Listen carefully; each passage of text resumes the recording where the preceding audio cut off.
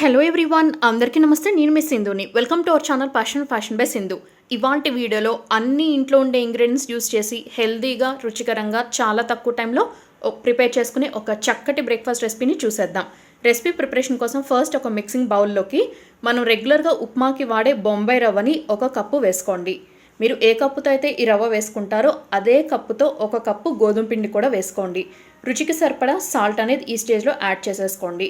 తర్వాత ఇందులోకి 1 tea spoon కారం వేసుకోండి. అలాగే 1/2 టీ స్పూన్ పసుపు కూడా వేసుకోండి. నేను చూపించిన ఇంగ్రీడియంట్స్ రేషియోస్ అన్నీ యాజ్ ఇట్ ఈస్ ఫాలో అయిపోయి మీరు ఈ రెసిపీ ప్రిపేర్ చేస్తే టోటల్గా 3 మెంబర్స్కి సరిపడా బ్రేక్ఫాస్ట్ అయితే రెడీ అయిపోతుంది. ఇప్పుడు ఇందులోకి 1 టేబుల్ స్పూన్ జీలకర్ర అనేది వేసుకుని బాగా సన్నగా తరిగిన అల్లం ముక్కలు 1 టేబుల్ స్పూన్ వరకు వేసుకోండి.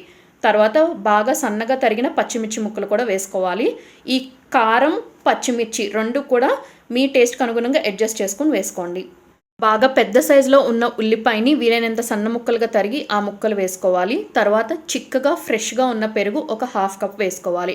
మీరు స్టార్టింగ్లో బొంబాయి రవ్వ ఏ కప్పుతో అయితే తీసుకున్నారో అదే కప్లో 1/2 క్వాంటిటీ పెరుగు వేసుకుంటే సరిపోతుంది. ఇప్పుడు రఫ్గా చాప్ చేసుకున్న కరివేపాకులు కూడా వేసుకోండి. మీ దగ్గర కొత్తిమీర అవైలబిలిటీలో ఉంటే కొత్తిమీర ఆకులను కూడా సన్నగా చాప్ చేసి వేసేసుకోవచ్చు. మనం వేసిన ఇంగ్రీడియంట్స్ అన్నీ చేత్తోని బాగా కలుపుకోండి. అంటే మనం యూజ్ చేసిన బొంబాయి రవ్వ, గోధుమ పిండి, పెరుగు, రిమైనింగ్ ఇంగ్రీడియంట్స్ అన్నీ కూడా బాగా కలిసేటట్టు ఫస్ట్ ఒక 1 or 2 minutes చేత్తోనే కలుపుకోండి.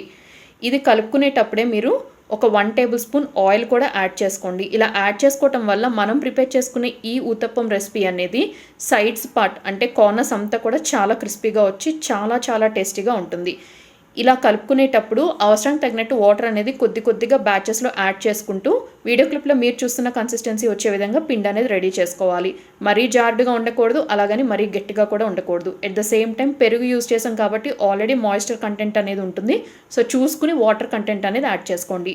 ఇప్పుడు ఏదైనా ప్లాస్టిక్ షీట్ మీదకి ఆయిల్ పెట్టి గ్రీజింగ్ చేసేయండి. మనం రెడీ చేసి ఉంచుకున్న పిండి మిశ్రమం నుంచి ఒక పెద్ద బాల్ సైజ్ అంత పిండి ముద్దను తీసుకుని చేతికి అరచేతికి కూడా ఆయిల్ అనేది అప్లై చేసుకుని వీడియో క్లిప్లో మీరు చూస్తున్నట్టు ఇలా ఫ్లాట్గా ఊతప్పం సైజ్ అంతా అన్ని సైడ్స్ కార్నర్స్ కూడా యూనిఫామ్గా స్ప్రెడింగ్ అనేది చేయండి.